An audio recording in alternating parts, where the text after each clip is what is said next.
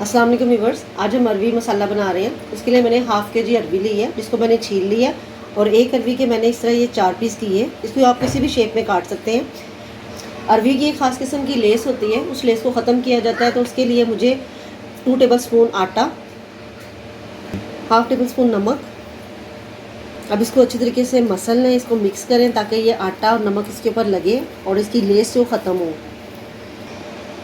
नमक और आटा मैंने इसके ऊपर अच्छे तरीके से लगा लिया और अब इसके ऊपर पानी डाल दें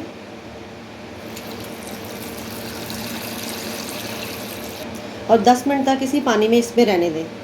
10 मिनट के बाद मैंने इसको अच्छे तरीके से धो लिया और अब इसे ड्राई कर लें। एक फ्राई पैन लें और उसमें ऑयल ऐड करें। ये अरवी जिसे हमने धोया है, अब इसको इसमें ऑयल में डाल दें और फ्राई करें।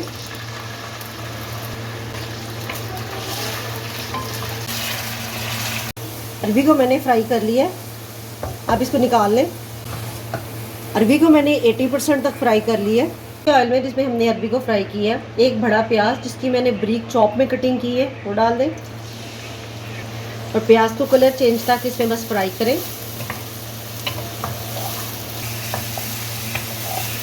जब प्याज अपना हल्का सा कलर चेंज करे, ये लाइट की तरफ चले जाए, तो इसमें 1 टीस्पून लहसुन अदरक पेस्ट वो डाल दें और लहसुन अदरक पेस्ट को अच्छे तरीके से इसमें भून लें। 1 से 2 मिनट के बाद जब इसमें लहसुन अदरक भी भून जाए, तो इसमें 2 मीडियम टमाटर जिसकी मैंने ब्रीक चॉप में कटिंग की है वो भी डाल दें। इसमें प्याज और टमाटर थोड़े ज़्यादा जाते हैं क्योंकि मसाला इसी का ही बनेगा।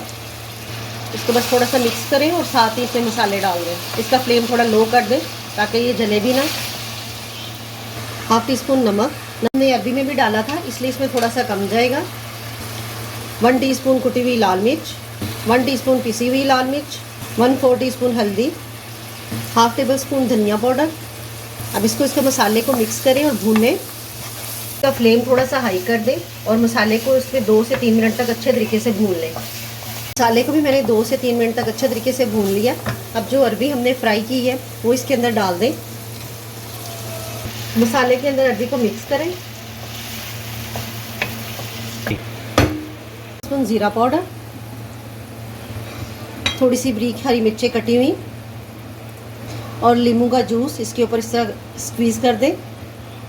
अरवी के अंदर अगर लीमू डाला जाए तो इसका बहुत अच्छा टेस्ट आता है।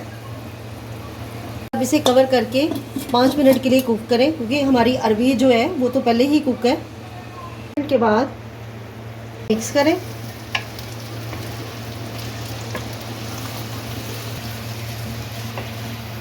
अगर आपको मेरी वीडियो अच्छी लगी तो प्लीज़ चैनल को सब्सक्राइब, वीडियो को लाइक और शेयर ज़रूर कीजिएगा और प्लीज़ लाइक का बटन ज़रूर दबाइएगा। लास्ट में इसके ऊपर हरा धनिया थोड़ा सा वो डाल दें। अब हम इसे सर्व कर लेते हैं। अपना ढेर सारा ख्याल रखिएगा और मुझे दुआ में याद रखिएगा। अल्लाह हाफिज़।